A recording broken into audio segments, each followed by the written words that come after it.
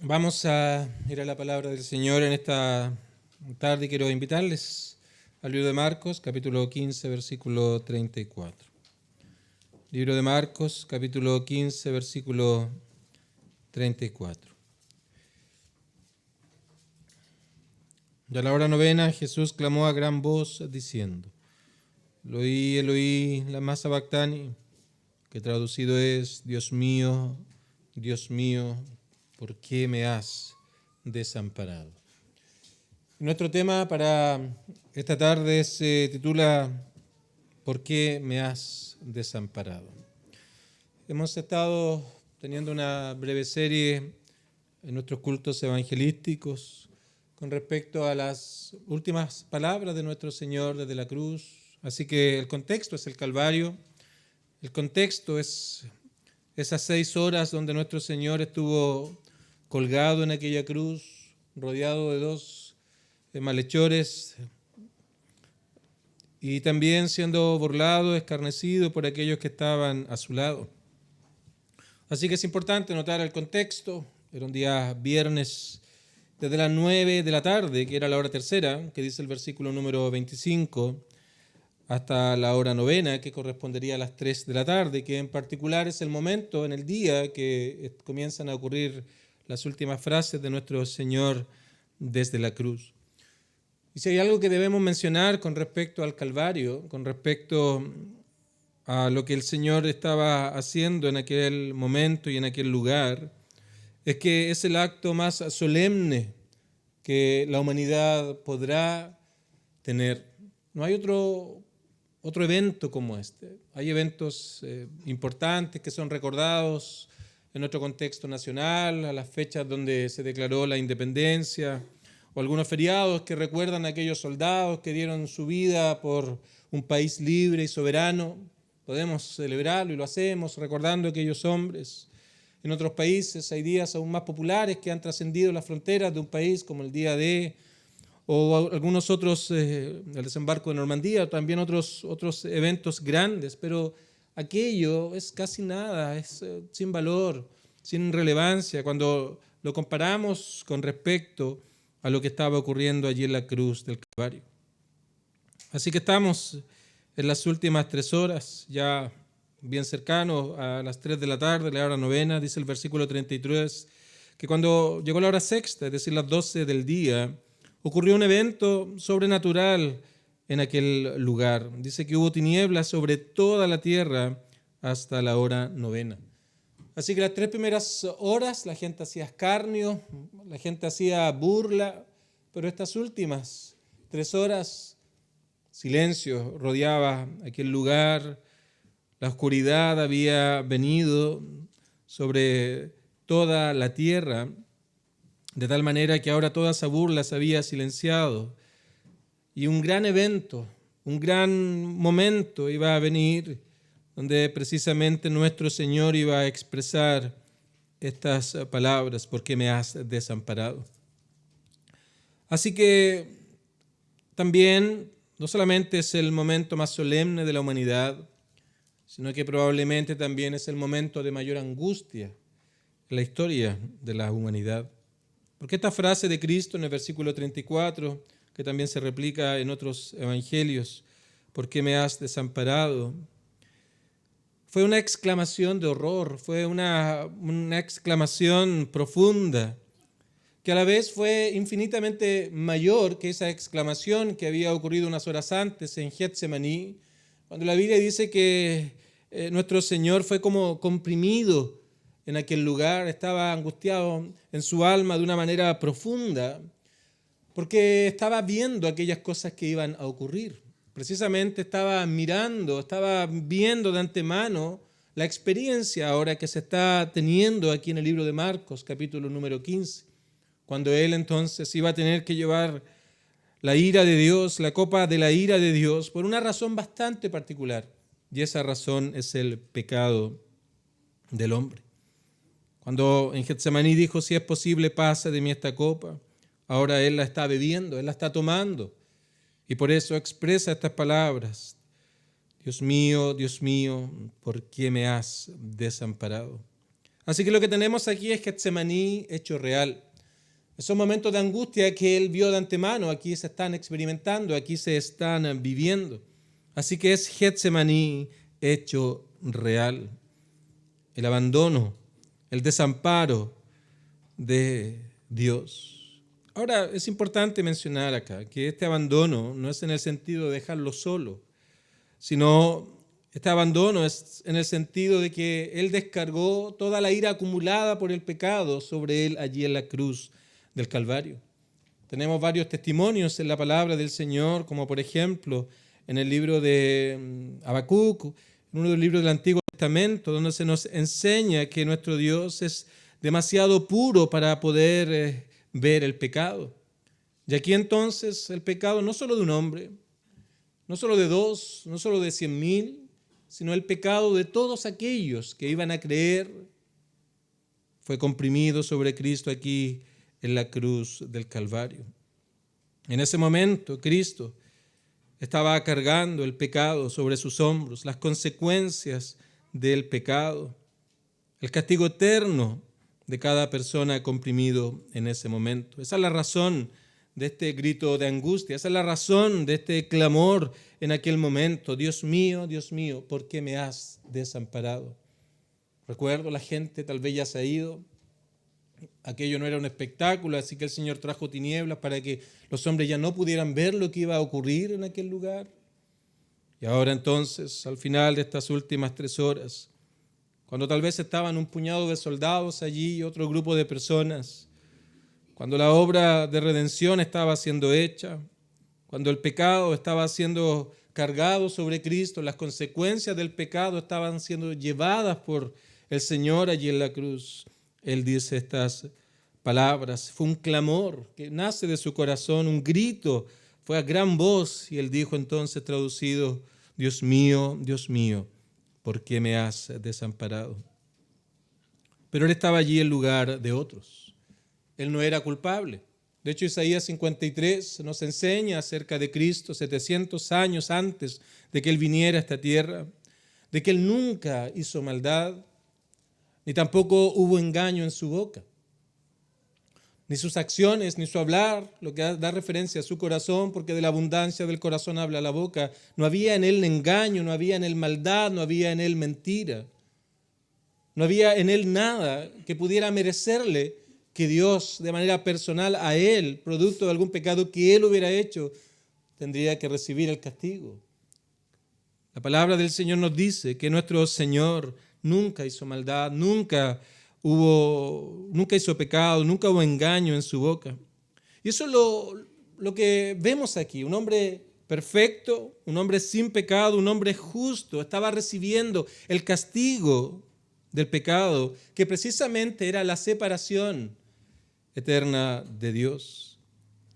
Porque la palabra del Señor dice que la paga del pecado es muerte. Y por eso nuestro Señor tuvo que morir, tomar una naturaleza humana para poder morir allí en la cruz. Pero también la muerte como consecuencia del pecado tiene una dimensión espiritual que tiene que ver con la separación con Dios. Las demandas de Dios son perfección absoluta. Las demandas de Dios para estar a cuentas con Él son obediencia total, plena y completa a sus leyes. Las demandas de Dios son pureza cada instante, segundo y minuto de la vida.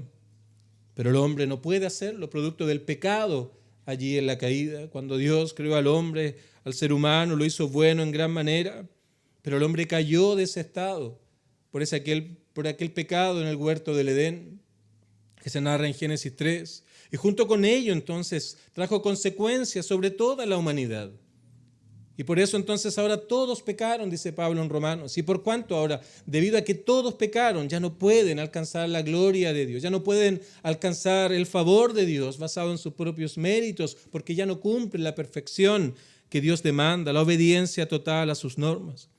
Así que el hombre, por naturaleza, entonces, muere físicamente producto del pecado.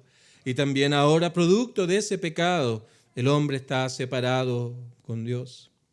Entonces nuestro Señor está haciendo una obra aquí, que ya vemos que está llevando las consecuencias del pecado. Él iba a morir luego de este evento.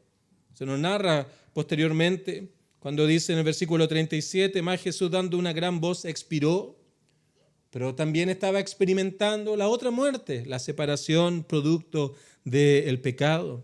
Pero él nunca hizo maldad, dice el profeta. Él nunca cometió un fraude, no hubo engaño en su boca. Entonces él estaba haciendo una obra en favor de otros. Estaba haciendo aquello en favor de pecadores y millones de personas que estaban allí siendo comprimidas, todas esas consecuencias en ese instante, en ese momento, cuando Dios ahora entonces se estaba descargando toda esa ira, todo ese castigo por el pecado sobre Cristo en la cruz del Calvario. Y eso es lo que está pasando aquí, en ese momento. Ya la gente se había ido. La oscuridad no dejaba ver lo que estaba pasando. Y allí cuando Cristo entonces, nuestro Señor, estaba llevando las consecuencias del pecado y experimentando estas consecuencias eternas, es que Él dice esta profunda frase: ¿por qué me has desamparado? Y esto nos muestra la gravedad, por un lado, del pecado y la seriedad de él. Sufrió todo ese dolor, esa aflicción, no por su propia culpa, no por su propia responsabilidad. Así que lo que tenemos aquí es la mayor agonía que el hombre pueda conocer, y lo que hizo aún más horrorosa, la muerte de nuestro Señor allí en la cruz. Y aquí entonces se nos describe, se nos muestra el corazón del Evangelio. Este mensaje de salvación por la gracia de Dios mediante la fe, que nos habla de la santidad de Dios, nos habla del pecado del hombre, nos habla también de la justicia de Dios sobre el pecado, pero también nos habla del llamado que Dios hace por medio del Evangelio a arrepentirnos de aquellos pecados y confiar en Cristo como el único Salvador. Es aquí en la cruz del Calvario, donde Dios, sin pasar por alto su pureza, sin pasar por alto su santidad, sin pasar por alto su justicia, lo castiga de tal manera que el hombre ahora pueda ser librado de aquella terrible realidad y condición en la que se encuentra, separado de Dios, lejos de Dios, llevando sobre sí mismo las consecuencias del pecado. Y en el momento en que parta del escenario de esta tierra, de que muera, entonces tendrá que ir para siempre y por siempre a llevar las consecuencias eternas del pecado en el infierno. Pero nuestro Señor entonces sufrió esta agonía, sufrió este dolor, para que ahora el hombre pudiera ser redimido, pudiera alcanzar perdón de pecados y vida eterna. Ese es el corazón del Evangelio. Así que quiero simplemente mostrar 3 cosas a partir de esto, que pueda resumir lo que acabo de mencionar, que puedan también resumir lo que se está diciendo en estas palabras. En primer lugar, como ya mencioné, nuestro Señor sufrió, nuestro Señor murió por aquellos que iban a creer, por pecadores que iban a arrepentirse de sus pecados e iban a confiar en Él como el único mediador. En otras palabras, Él tomó el lugar de pecadores. Los pecadores deberían haber estado allí. Pero el problema es que ni aun si nosotros hubiéramos ido a la cruz, hubiéramos podido pagar por nuestros pecados. Porque jamás, en primer lugar, hubiéramos podido cumplir las demandas de Dios. En segundo lugar, el pecado en contra de un Dios que es eterno merece un castigo eterno. Por lo tanto, jamás hubiéramos podido nosotros poder pagar por nuestros pecados. Y por eso es que el infierno es eterno. Porque no hay un tiempo donde el hombre pueda, basado en sus méritos, en sus fuerzas y en sus obras, estar a cuentas con Dios. Pero viene Cristo, toma una naturaleza humana, pero sin dejar de ser Dios. Y allí en la cruz entonces, como representante del hombre, lleva las consecuencias del pecado. Y como Dios ahora puede comprimir la eternidad en su alma en aquel instante, en aquellos momentos, para que el hombre pueda ser declarado justo delante de nuestro Dios. Así que Él lo hizo en lugar de pecadores. Así que ese sacrificio lo entendemos como un sacrificio sustitutorio. Esa es una de las doctrinas fundamentales que acompañan al Evangelio, la doctrina de la sustitución. Cristo murió en lugar de otros, tomando sobre sí mismo la culpa, las consecuencias del pecado, la muerte física, la separación con Dios, para que aquellos entonces puedan recibir perdón, justicia y reconciliación.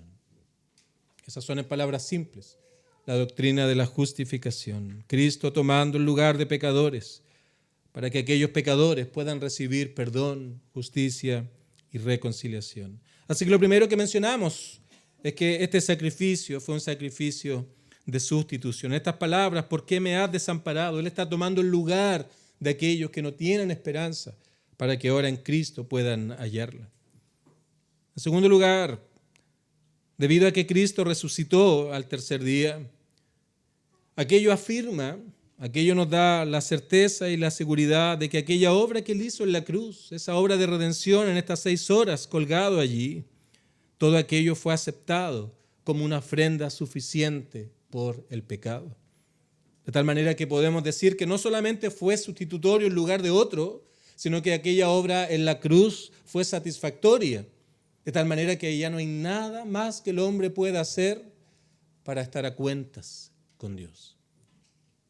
Él satisfizo, nuestro Señor, las demandas de la justicia, por un lado, la paga del pecado es muerte.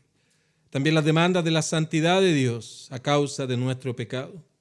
El hombre se había rebelado, el hombre peca contra Dios, ofende a Dios día tras día, lo que lleva al hombre entonces ahora a ser acreedor de aquella condenación. Pero lo que Cristo hizo en la cruz entonces es satisfactorio. Ya no hay nada más que debamos hacer, que debamos añadir a lo que Cristo hizo allí en la cruz en lugar de otros. No hay nada que nosotros podamos sumar a estas cosas. No son las mandas, no son nuestro comportamiento externo, nuestra moralidad ni nuestra religiosidad que de una u otra manera nos pueda dar paz con Dios, sino que todo esto descansa en lo que Cristo hizo en la cruz en lugar de otros, en sustitución de otros, pero también en que este sacrificio es un sacrificio que cumplió las santas y justas demandas de Dios sobre el pecado. Y en tercer lugar, el resultado de esto, por cierto, es la redención. Pero esta redención tiene un precio. La palabra redención se llama rescatar por medio de un pago. Son 3 palabras que se usan en el original para describir toda esta verdad, que hay que pagar un precio para que alguien pueda ser rescatado. Y lo que estaba el Señor aquí entonces haciendo era por medio de su vida, de su sangre derramada allí en la cruz del Calvario, pagando el precio del rescate de aquellos que iban a ser salvos. Así que no solamente decimos que es sustitutorio, no solamente decimos que es satisfactorio, sino que esta obra de Cristo en la cruz es redentor. El hombre puede ser perdonado, la mujer puede ser rescatada, el ser humano perdido en sus delitos y pecados en una vida en contra de Dios puede alcanzar comunión con Dios y reconciliación. Así que estas 3 cosas nos muestran y surgen de estas hermosas palabras y profundas palabras que nuestro Señor dijo desde la cruz. Dios mío, ¿por qué me has desamparado? Él estaba llevando el lugar de pecadores. Pero su resurrección fue testimonio de que el Señor aceptó, nuestro Dios aceptó la obra de Cristo en la cruz. Y ahora entonces ese es el único camino por el cual el pecador puede ser redimido, por lo que el pecador puede ser perdonado, por lo que el pecador puede hallar salvación de la ira que ha de venir. Así que tenemos esta hermosa frase. Mira, cuando hablamos de la primera frase de nuestro Señor, vimos a nuestro Señor Jesucristo rogando por perdón. Padre, perdónalos. No saben lo que hacen. Por cierto, en esa ocasión vimos en la mañana que la ignorancia nunca ha sido una excusa para todo esto. No es más que una demostración del pecado. No estaba exculpando a aquellos hombres, pero Él ruega por perdón. Padre, perdónalos. Pero nuestro Señor es un Salvador cercano. No es como, discúlpeme lo que voy a decir, pero no es como el Capitán Araya. ¿Lo conocen? El que manda a sus soldados a pelear y él se va a la playa. No, este es un Salvador cercano. Y Él toma las consecuencias del pecado. Él va a la cruz del Calvario. Él va a llevar las consecuencias eternas sobre su alma allí en la cruz. Por lo tanto, en esta frase se muestra lo que Él logró. Él compró ese perdón por el cual Él ruega. Él compró el rescate para poder dar reconciliación con Dios, llevando aquí las eternas consecuencias del pecado. sustitución, satisfacción y redención. Todo eso lo vemos aquí cuando Dios estaba cargando sobre Cristo, estaba poniendo sobre él las consecuencias eternas del pecado de aquellos que iban a creer. Y a partir de esto entonces tenemos algunas implicancias que es importante que podamos también mencionar para concluir. En primer lugar, vemos aquí la gravedad del pecado. Vemos lo grave que es la maldad delante de Dios. Si tienes duda de aquello, de cuán grave es el pecado delante de Dios, simplemente pon tu mirada en el Calvario. Pon tu mirada en todo lo que ocurrió allí con nuestro Señor. Aquello, en primer lugar, fue producto del pecado.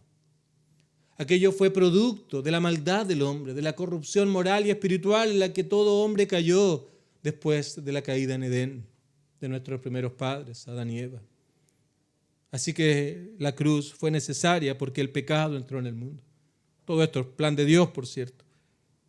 Pero en segundo lugar, también allí vemos el otro lado de la moneda, es que la cruz era la única forma de poder vencer sobre el pecado, triunfar sobre él y poder ahora el hombre hallar perdón. Así que esa causa del pecado y la solución para el pecado. Por eso es un evento tan glorioso lo que ocurre aquí en la cruz. Ahora, queridos amigos, visitas o personas que nos han acompañado por mucho tiempo, la verdad es que no sabemos quién eres, o tal vez algo sabemos, o de tu vida pasada. Pero lo que la Biblia sí nos enseña es que todo hombre, todo ser humano, toda persona que ha nacido en este mundo de padre y madre, son grandes pecadores ante los ojos de Dios, sin excepción alguna. Todos y cada uno de estos seres humanos, entonces, están lejos de Dios. Así que esto nos lleva a pensar y a meditar y a reflexionar en nuestra vida. Nos lleva a hacer un repaso, un recuento, tal vez, de algunos periodos de nuestra historia. Pero, obviamente, cuando se prueban ciertas cosas, por ejemplo, cuando alguien quiere probar el oro, lo tiene que hacer de cierta manera. Algunos lo muerden, otros usan raspan una pequeña plaquita que tienen y luego echan un líquido para ver si toma cierto color, para detectar no solamente si es verdadero, sino el número de quilates que tiene. Entonces, si usamos una regla errada para poder repasar nuestra vida, por cierto, en primer lugar seríamos muy selectivos con respecto a la regla que iríamos a ocupar para poder salir bien. Entonces, si hemos de hacer aquello con nuestra alma, debemos hacerlo a partir de la ley de Dios, a partir de la palabra de Dios. Y cuando vemos esto, entonces, si eres joven, tal vez es evidente en tu vida el egoísmo, la rebeldía, la ira, la perversidad. Tal vez cuando ya eres más grande, verás otro tipo de cosas. En la medida que creces, un deseo de otras cosas prohibidas, tal vez orgullo, ideas corruptas que el corazón ha acariciado y abrazado. Aún cuando tu conducta pudo haber sido correcta y respetable externamente. Y todas estas cosas están en el corazón de las personas. Así que cuando tú analizas a la luz de la palabra del Señor y tomas una correcta regla para poder hacerlo, finalmente la raya para la suma te da este resultado. Todos pecaron y eres pecador delante de Dios. Has transgredido las leyes de Dios. Y lo que ves aquí entonces, en esta frase, a nuestro Señor, llevando las consecuencias del pecado de aquellos que vienen delante de Él y en primer lugar se arrepienten de sus pecados. Arrepentimiento es un dolor por un lado, por ese pecado, ese corazón en contra de Dios. Pero como el hombre está en contra de Dios, el arrepentimiento también tiene otro lado, que es el volverse a Dios. El volverse a Él, rogando su perdón, rogando su misericordia, reconociendo que tan solo Él puede dar perdón, puede dar vida eterna. Así que confiesa tus pecados. Señor, aquí está mi pecado, aquí está mi maldad. Esto es lo que he sido, esto es lo que soy, estas son las cosas que pretendo ser. Aquí está todo lo que he dicho y le cantábamos hace un momento. Examíname, oh Dios, y prueba mi corazón y ve si hay camino de perversidad. Es indudable que cuando nos comparamos con la palabra del Señor, eso caracteriza una vida sin Dios. Así que Dios nos llama a confesar nuestro pecado y lo traemos delante de Él con dolor por haber obrado en contra de Él. Pero también en la medida que nosotros hacemos eso, porque reconocemos, como mencioné, que el Calvario es producto del pecado, a causa del pecado del hombre, pero también el Calvario es la única forma de poder ser libre del pecado. Así que mientras nos arrepentimos por ese pecado, también confiamos en Cristo. Y le decimos al Señor, Señor, yo sé que merezco esto. Yo sé que merezco el castigo eterno. Yo sé que merezco estar lejos de Dios para siempre. Pero, Señor, yo confío que Cristo en la cruz del Calvario hizo provisión suficiente, porque ese sacrificio fue sustitutorio y fue satisfactorio. Y ahora entonces yo puedo alcanzar redención.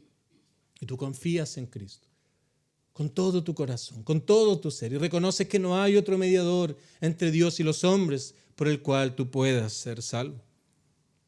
Así que vemos, en primer lugar, la gravedad del pecado aquí, pero también que en Cristo hay perdón de pecados y vida eterna. En segundo lugar, también vemos que este pecado no puede ser pasado por alto, porque vemos aquí a nuestro Dios castigando a Cristo, producto del pecado. Así que debes recordar que un día todos y cada uno de los seres humanos serán llamados a juicio. Iremos a dar cuenta delante del Señor. ¿Por qué? Porque Dios no puede pasar por alto el pecado. ¿Y qué es lo lamentable? Estas son las advertencias del Evangelio.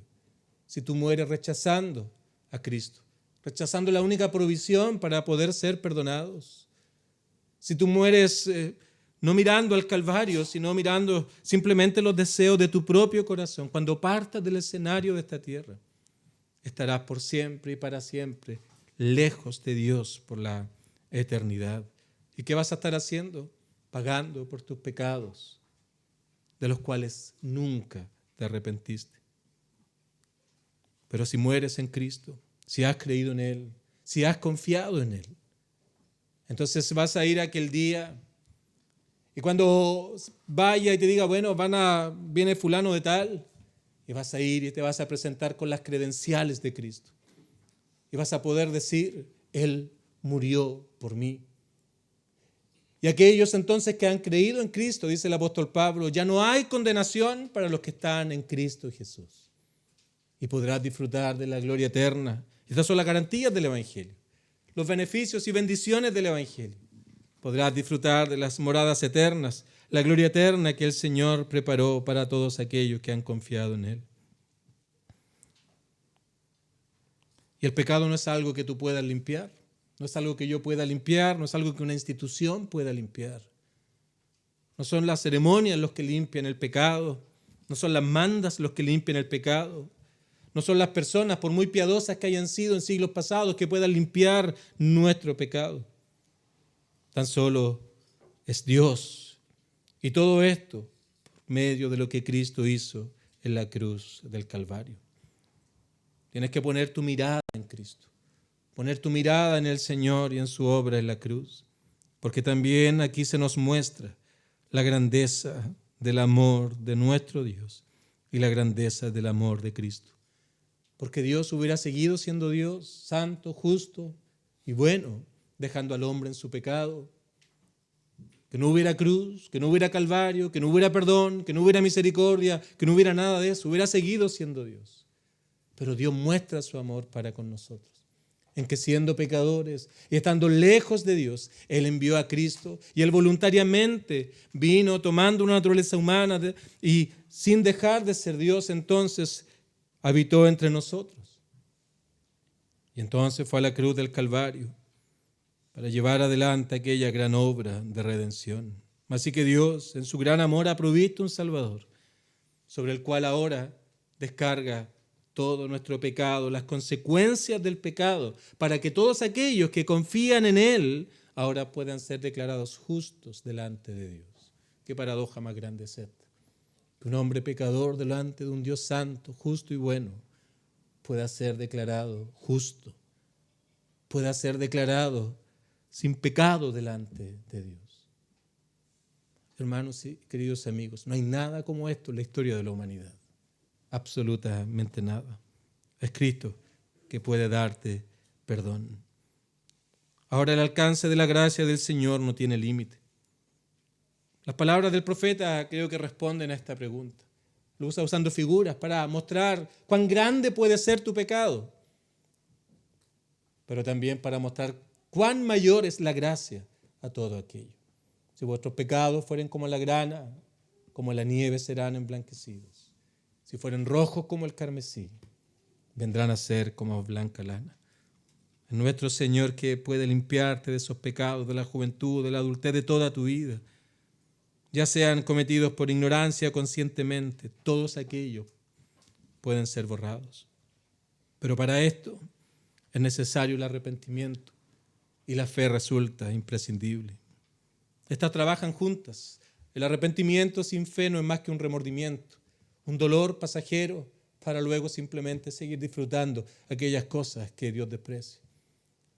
Pero cuando acompaña la fe entonces es un arrepentimiento que nos lleva a volvernos a Dios y buscar tan solo en Él y por medio de Cristo el perdón, la dicha y la vida eterna. Así que la fe es imprescindible. La fe es esa mano que se aferra a Cristo como el único mediador. Así que, hermanos, amigos, profundas palabras que tenemos aquí. Cuando nuestro Señor estaba en la cruz llevando las consecuencias del pecado, Dios mío, ¿por qué me has desamparado?